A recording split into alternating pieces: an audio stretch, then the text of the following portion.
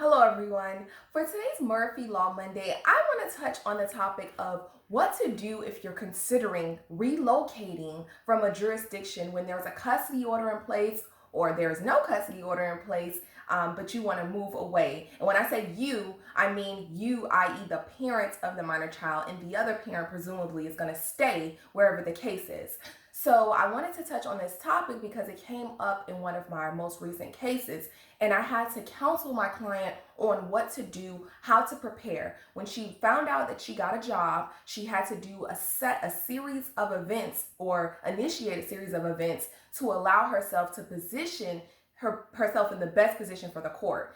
And what I mean by that, she had to research schools. She had to send the other party a list of schools that she had researched, the pros, the cons, how far it was from her house, presumably how far it would be from him if he had Monday access. She had to think about a lot of things and include him on that decision.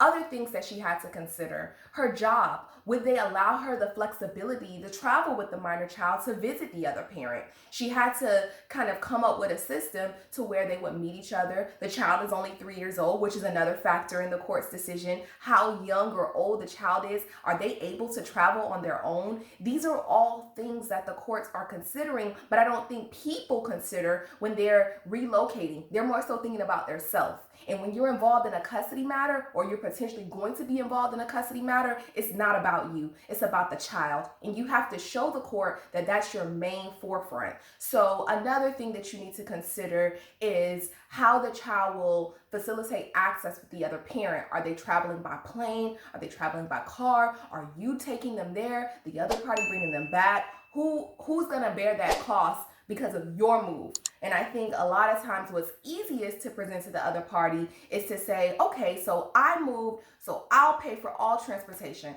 The child has to take the train. I'll take the train there, and maybe in 6 months you can start taking the train back. Things like that to kind of use I don't want to say a negotiation tactic, but that's essentially what it is, to help the other party see that it's not really about you and that you're trying to facilitate a schedule for the child that they can get used to being in two places at one time. Unfortunately, the child is going to have a lot on them with a move of either parent, but if you want to make it as smooth as possible, I strongly suggest putting a series of events in place, giving them notice. Number one, if there is a custody order, there is a notice requirement that you have to fulfill. My office would greatly help you facilitate that, so you don't have to worry about that. And in addition to notice, you need to make sure all your ducks in a row for the minor child. If you're in need of legal services in the state of Maryland or the District of Columbia, please give my office a call, 240-493-9116. Thank you.